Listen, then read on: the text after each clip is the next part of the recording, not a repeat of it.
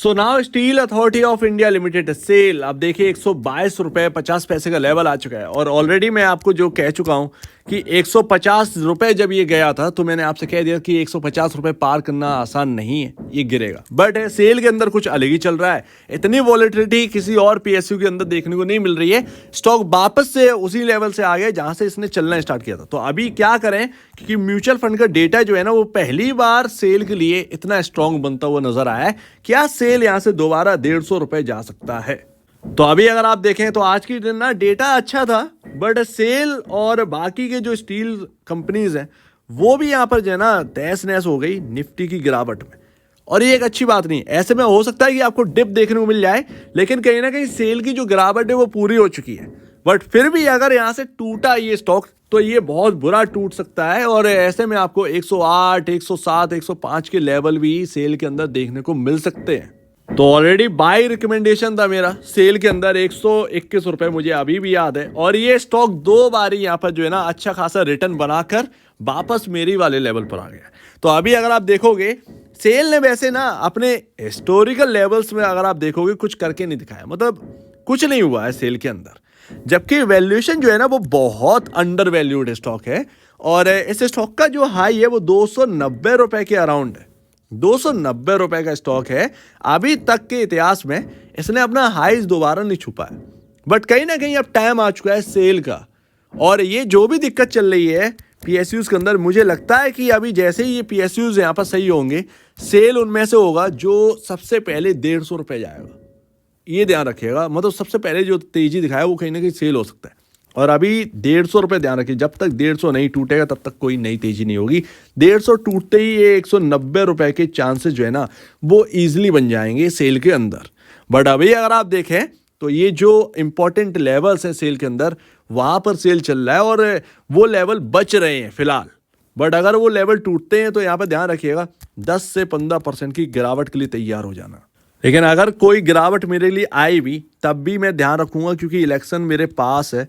और यहाँ पर इलेक्शन के टाइम ना ये पीएसयूज कब चलने लगे कोई भरोसा नहीं है। तो डरिएगा नहीं, एक अच्छा पीएसयूज है जो कि एक बहुत ही अंडर वैल्यूड स्टॉक है। और अगर इंडिया ग्रो करेगा, इंफ्रा ग्रो करेगा, तो स्टील की डिमांड तो वैसे भी है। और ये एक सरकारी कंपनी है तो आप समझ सकते हैं कि ऑर्डर्स की कमी नहीं रहेगी। इवन अगर आप देखें तो इसके फंडामेंटल जो है वो 16.54 का पी है इस वक्त यहाँ पर, और 29.43 का इंडस्ट्री पी है। उसके कंपेयर अपने इंडस्ट्री पीयर कंपैरिजन ही यहाँ पर जो है प्राइस टू अर्निंग के हिसाब से ये सस्ता है, ऑलरेडी बहुत सस्ता है। सस्ते को और सस्ता मिलेगा तो अट्रैक्टिव ही होगा।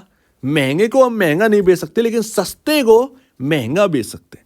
बट अगर आप देखेंगे बुक वैल्यू, जो कि मैं हर बार आपके सामने रखा है, सेल के ऊपर तो बहुत लंबे टाइम बाद बात हो रही है, क्योंकि 150 रुपये पर जब बात हुई थी निकलने की, तो उसके बाद शायद अब उसके बाद बात कर रहे हैं।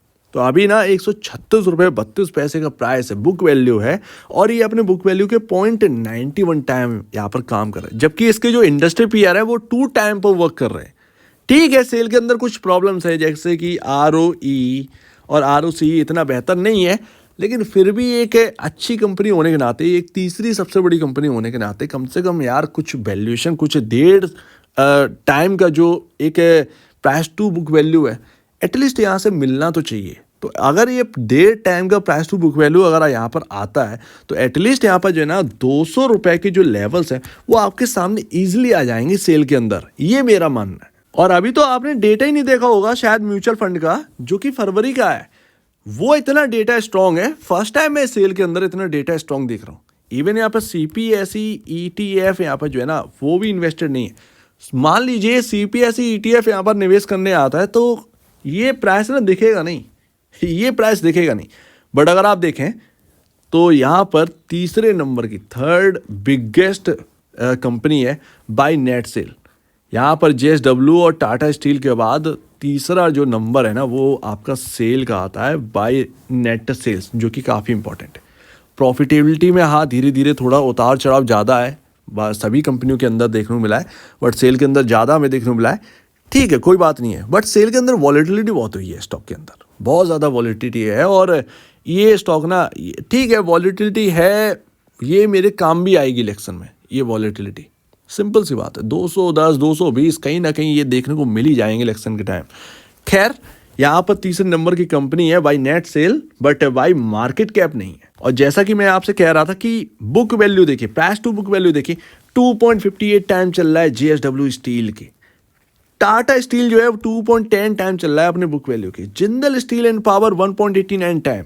जिंदल स्टेनलेस स्टील जो है ना वो 3.97 टाइम चल रहा है और हम चल रहे हैं 0.90 टाइम पर। अब बताओ अनफेयर है या नहीं है? मतलब ठीक है, दिक्कत है अपनी साइड है, हम उनके बराबर नहीं जा सकते, लेकिन हम उनसे कम भी तो नहीं रह सकते। एटलीस्ट इस कंपनी को आप 1.50 टाइम पर तो रखो, तब तो बात समझ में आती है। इस हिसाब से मैं ये कह रहा हूं आपसे, लगातार 200 रुपए, अभी उतार चढ़ाव ज़्यादा है, बट कहीं ना कहीं ये 200 रुपए ना हिट करेगा। और अगर 200 रुपए हिट किया ना, ऑल टाइम हाई जाने में टाइम नहीं लगेगा, भले ही वहाँ से गिर जाए, लेकिन एक बार ऑल टाइम हाई ना लगाएगा। और ये इलेक्शन कहीं ना कहीं लगता है कि ये इलेक्शन के टाइम शायद अगर किस्मत सही रही तो ऑल टाइम हाई शायद अपने को देखने को मिल भी जाए। लेकिन इसका मतलब ये नहीं कि अंधे होके सेल के अंदर निवेश कर दें, ये गलत बात होगी।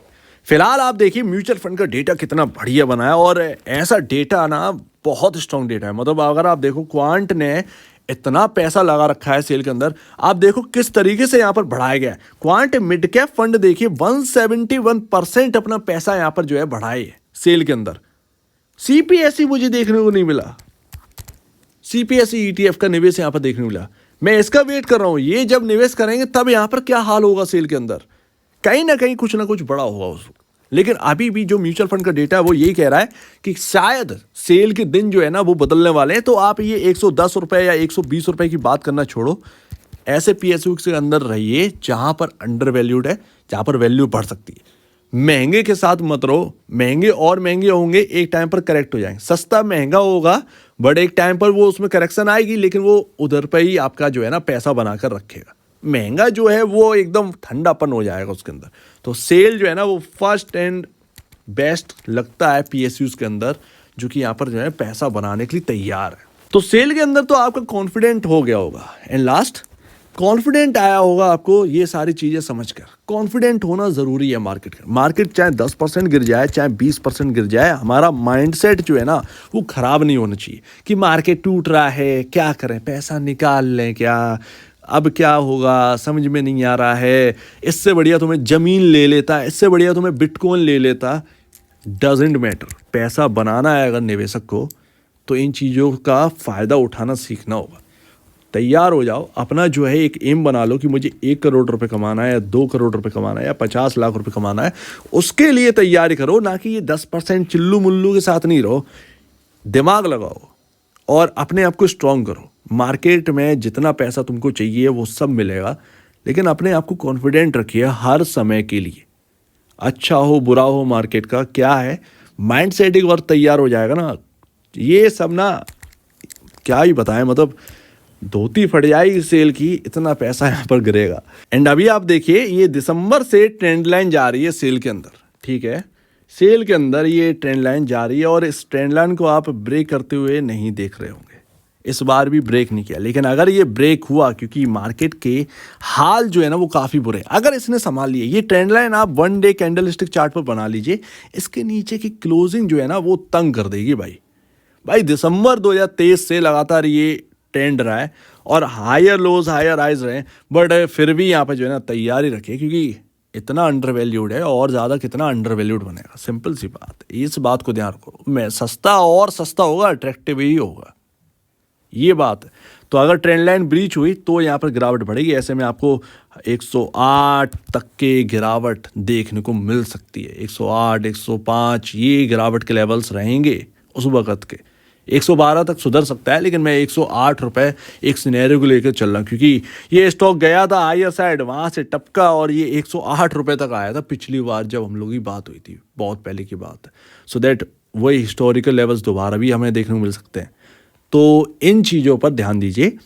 बाकी PSUs में रहना है तो अच्छे स्टॉक, सस्ते स्टॉक्स के साथ रहना है बस, और उसमें ये पहली कंपनी। तो अगर आपने सेल किसी भी लेवल पर ले रखा है, आप 150 पे ले रखा है, तो बॉस निचले लेवल मिले, अच्छी कंपनी है। एक बार डिटेल आप खुद भी पढ़ लीजिए, मैं ये नहीं कह रहा हूँ कि लगा दो, डिटेल खुद पढ़ो और समझो। यहाँ पर बाय ऑन डिप कर लेना बस, सिंपल सी बात। इससे बढ़िया स्ट्रेटजी आपकी कुछ नहीं होगी, अदरवाइज आपके यहाँ से पैसा निकल जाएगा। 150 तक का वेट करेंगे तब तक आप पैसा खो देंगे, ज़्यादातर जो पैसा बन रहा होगा। नीचे का एवरेज बना लोगे, पैसा बन जाएगा। ठीक है, डरने से कुछ नहीं होता है, करने से होता है। सो उम्मीद है काफ़ी कुछ आपको समझ में आया होगा। एक बार निवेश से पहले या बेचने से पहले अपने ब्रोकर या एडवाइस से जरूर सलाह ले लीजिएगा, अदरवाइज आपके सामने ये पॉइंट्स है, आप खुद भी अपना स्टडी करके अपना डिसीजन बना सकते हैं। तो आपका क्या कहना है इसके ऊपर कमेंट सेक्शन में, और अपडेट में जाए। वीडियो देखने के लिए बहुत बहुत धन्यवाद दोस्तों।